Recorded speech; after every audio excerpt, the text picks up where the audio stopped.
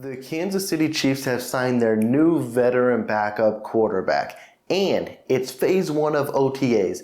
That means Patrick Mahomes and the boys are in Texas practicing and getting underway for the 2023 regular season.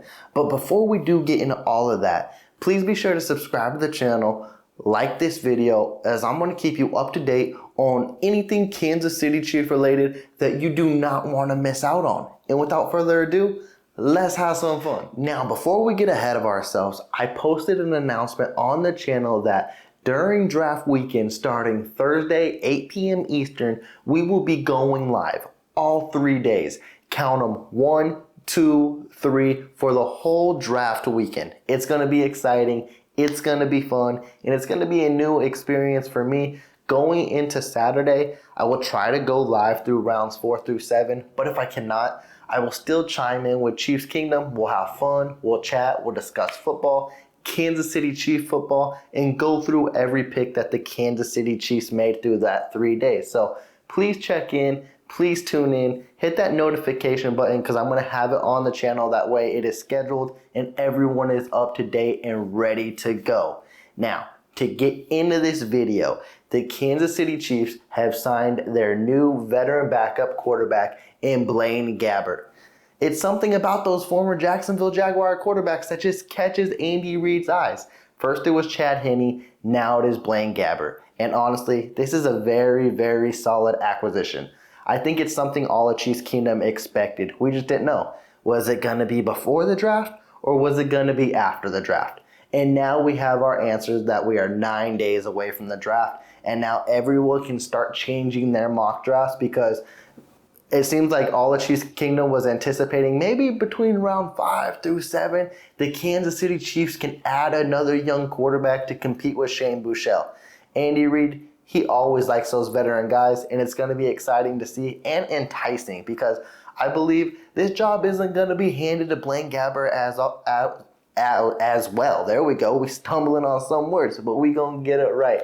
I think Blaine Gabbert is going to be in competition with Shane Buechele because Andy Reid views Shane Buechele highly. I think last year was the first time in a few years that Andy Reid rolled with 3 quarterbacks just because he did not want to lose Shane Buechele. So this does not spell the end for Shane Buechele. And Shane Buechele, even if he loses out on this job, he's going to be on another team because I don't believe he will be a practice squad player because we saw last year the reason he was on the 53-man roster was because he had teams like the Arizona Cardinals coming after him. And at the end of the day, Blaine Gabbert will make Shane Buechele better. And if not, it'll bring the best out of him because Coach Reid, he's looking for that Chad Henne guy.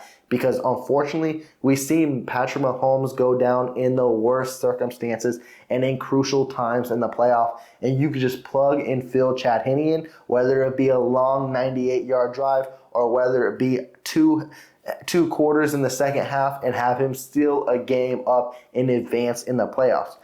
Andy Reid needs that guy because you just don't know when Mahomes may unfortunately go down. That's why you bring in a veteran like Blaine Gabbert, or you hope that this boosts Shane Buechele to the next level. Training camp, preseason, we're going to have a quarterback battle. That's rare to say in Kansas City, but it's going to be fun to see both of these guys duke it out for that backup spot, and they will definitely have my full attention in all these preseason games. You don't even need to have Mahomes go out there. I know that's not what Coach Reid does. He lets his starters play. But if it was one half Buechele, one half Blaine Gabbert, and they go back and forth and they duke it out to see who will be the backup quarterback, that's a fun preseason in my books. And at the end of the day, I think this was a great, great signing.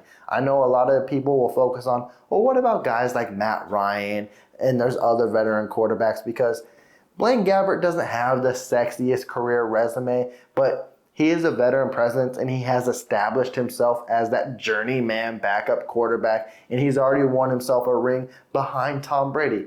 Unfortunately, at our demise, but hey, he got himself a ring. So I think Blaine Gabbert knows what point he is in his career, and if you call for him in the game, he might be able to step up. So I'm excited to see what happens moving forward with the Kansas City Chiefs and this backup quarterback situation. Now, we are kicking off OTAs as the Kansas City Chiefs started phase 1 of their organized team activities, and it's going to be similar as last year.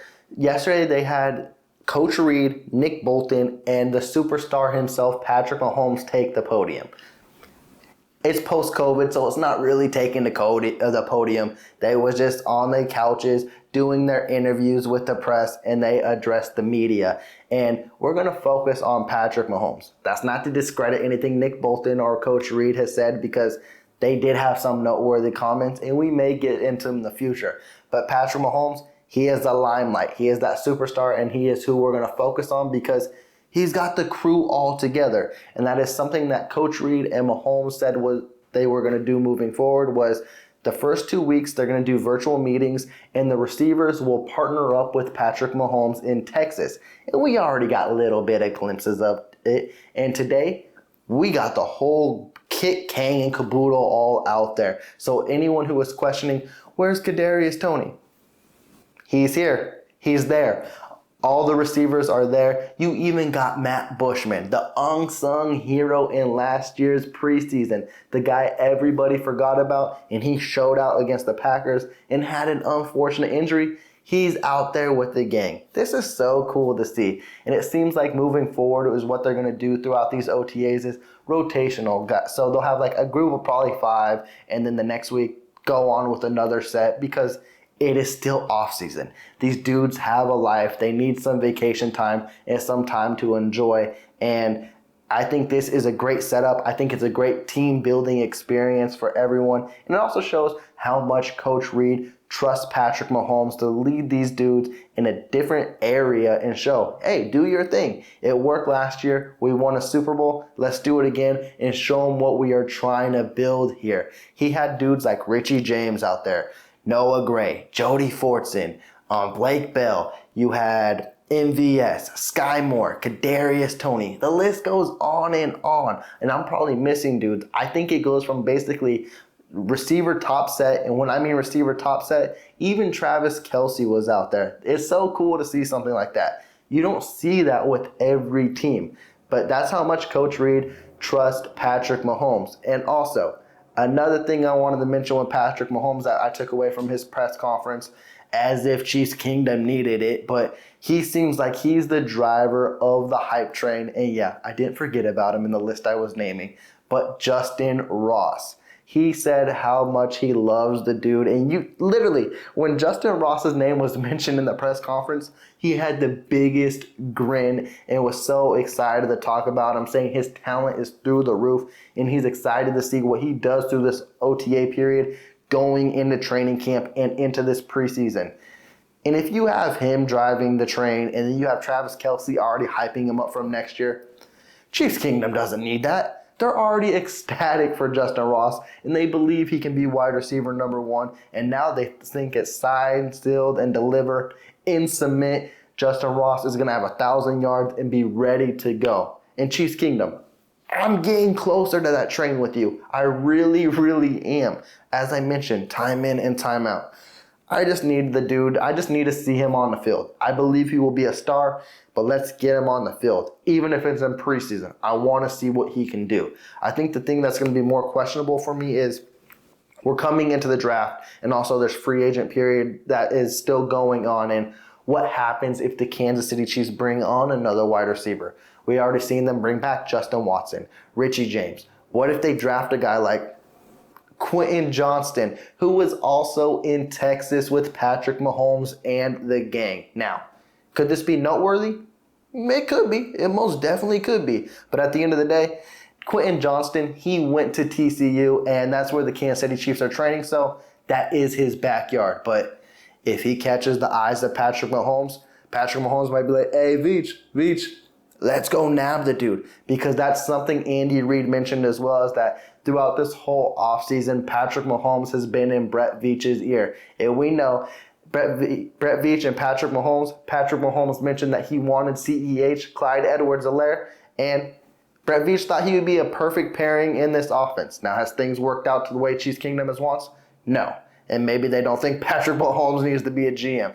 I still got love for CEH. And Quentin Justyn, if he was on the team, I would be happy. It depends on the situation, but I would be happy. I know I've had some negative feedback on Quentin Justyn because it feels like he doesn't know how to use his hands and he may be big for no reason, but those are all correctable things. And he's also a receiver. If added to this offense, we don't have anyone like him.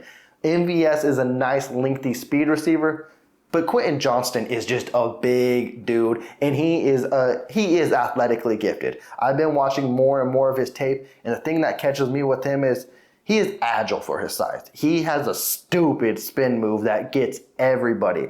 I just want to see him use his hands. I want to see him just like moss someone. When you're 6'4", that's something you're supposed to do. Don't catch it like this. Go like this and see what you're about. But again, he's a rookie.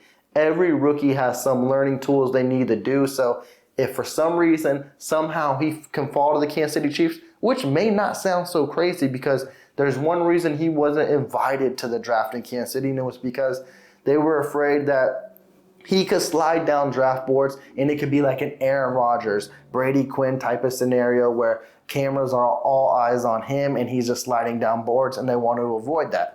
And that may work out for Kansas City. And it may work out for Quentin Justyn too, because now he's building a relationship, a repertoire with Patrick Mahomes. It may be something to bode well in the future if he is drafted by the Kansas City Chiefs. So that's definitely something to have our all eyes peeled on. But before I close this video, one more note I wanted to take away from Patrick Mahomes' press conference was he talked a little bit about his ankle and mentioning that he's still not 100%, but there is no limitations. And I kind of want to focus back a little bit because it's crazy to think that we're basically 2 months after the Super Bowl and it shows you the severity of that type of injury. So for you Bengal fans, for you Bills fans thinking, oh, he was never injured, he was putting on a show. Nah. He's him. That's why you can never beat him. It'll take everything to keep him off the football field, and even if he is injured, he will still beat you. That is how good Patrick Mahomes is, and it's great to say that he is my quarterback. He did mention that he feels that he will fully be ready to go during training camp, and once preseason hits, he will be 100%. No surprise, I know the dude will be ready to go, and I'm excited. As I mentioned, Chiefs Kingdom, we are 9 days away from the draft. Yes, as I mentioned at the beginning of the video, we are going to go live all 3 days, not missing one of them. And we're going to go through every pick. We're going to have fun. We're going to dissect every pick, dissect the Kansas City Chiefs pick. So please tune in. And to stay up to date, hit that notification bell. Please do subscribe. If you did like this video, please leave that big thumbs up. I'm taking out. Y'all take care. Peace.